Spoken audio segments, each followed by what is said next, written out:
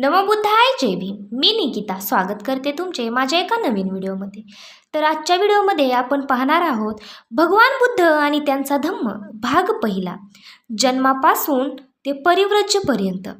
आपण सिद्धार्थ गौतमाचे कुळ पाहूया. चला मग सुरुवात करूया. ख्रिस्तपूर्व 6व्या शतकात उत्तर भारतात सार्वभौम असे एक राज्य नव्हते. संबंध देश निरनिराळ्या अनेक लहान मोठ्या राज्यात विभागला गेला होता. त्यापैकी काही राज्यावर एका राजाची सत्ता होती, तर काहीवर एका राजाची सत्ता नव्हती.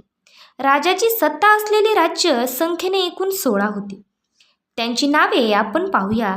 अंग, मगध, काशी, कोशल, व्रजी, मल्ल, चेदी, वत्स, कुरु, पांचाळ, मत्स्य, सौरसेन, अश्मक, अवंती, गांधार आणि कंबोज ही होती.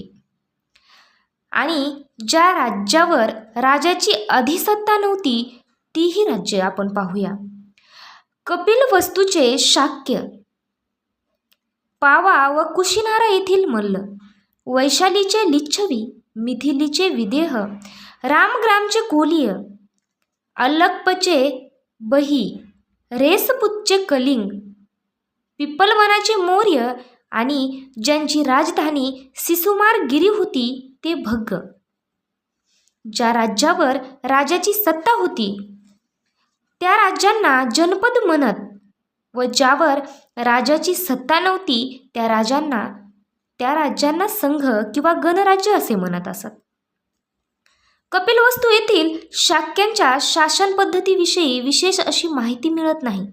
या राज्यांची शासन व्यवस्था प्रजासत्ताक होती की त्यावर काही विशिष्ट लोकांची सत्ता होती हे समजत नाही.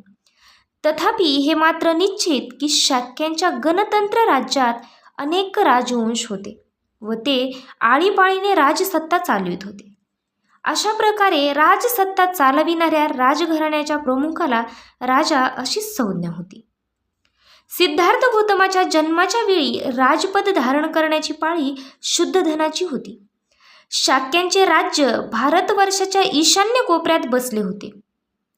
ते एक स्वतंत्र राज्य होते, परंतु कालांतराने कोशल देशाच्या राजाने शाक्यावर आपले आधिपत्य प्रस्थापित करण्यात यश मिळविले.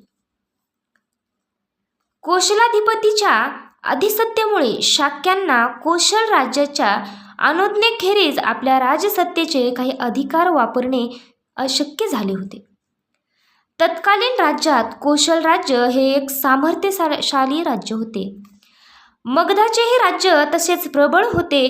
कोशल देशाचा राजा पसेनदी, प्रसेनजित व मगध देशाचा राजा बिंबिसार हे सिद्धार्थ गौतमाचे समकालीन होते. आपण तथागत भगवान गौतम बुद्ध यांचे पूर्वज पाहूया. शाक्यांच्या राजधानीचे नाव कपिलवस्तू हे होते. कदाचित हे नाव थोर बुद्धिवादी तत्ववेत्ता कपिल मुनी यांच्या नावावरून पडले असावे. कपिलवस्तूमध्ये जयसेन नावाचा एक शाक्य राहत होता. सिंहनू नावाचा त्याला एक मुलगा होता. सिंहनूचा विवाह कच्चनाशी झाला होता. त्याला शुद्धधन, धौतोदन, शुक्लोदन, शाक्योदन व अभितोदन असे 5 पुत्र होते. या 5 पुत्राशिवाय सिंहनूला अमिता व प्रमिता या नावाच्या 2 कन्या होत्या. त्यांच्या कुटुंबाचे गोत्र आदित्य होते. शुद्धधनाचा विवाह महामायेशी झाला होता. तिच्या पित्याचे नाव अत्रजन व आईचे नाव सुलक्षणा असे होते. अत्रजन हा कोलीय वंशातील होता.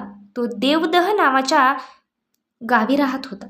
शुद्धधन हा मोठा योद्धा होता. जेव्हा शुद्धधनाने शूरपणा दाखविला तेव्हाच त्याला दुसरी पत्नी करण्याची अनुमती देण्यात आली व त्याने दुसरी पत्नी म्हणून महाप्रजापती हिची निवड केली. ती महामायेची वडील बहीण होती. शुद्धधन फार श्रीमंत होता. त्याच्या मालकीची भूमी विस्तृत होती व त्याचे पुष्कळ नौकर चावकर होते. असे म्हणतात की त्याच्या मालकीची जमीन नांगरण्यासाठी 1000 नांगर चालत असत. तो ऐशारामात राहत होता. त्याचे अनेक महाल होते. तर आपण गौतम बुद्ध यांचे कुळ आणि पूर्वज पाहिले. पुढच्या भागात आपण पाहूया सिद्धार्थ गौतमाचा जन्म. तर चला मग भेटूया लवकरच एका नवीन व्हिडिओमध्ये. व्हिडिओ आवडला असेल तर चॅनलला नक्की सबस्क्राईब करा, व्हिडिओला लाईक करा, शेअर करा आणि कमेंट करून सांगा तुम्हाला व्हिडिओ कसा वाटला. नमो बुद्धाय, जय भीम.